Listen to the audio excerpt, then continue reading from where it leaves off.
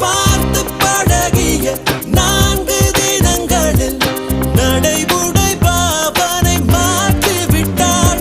சாலை முனைகளில் துரித உணவுகள் வாங்கி உண்ணும் வாடிக்கை காட்டி விட்டாள். கூச்சம் கொண்ட தென்றலா இவளாயுள் நீண்ட பின்னலா உனக்கேற்ற ஆளாக என்னை மாற்றிக்கொண்டேனே. ஒவ்வொரு மாலை இளவெயில் நேரம்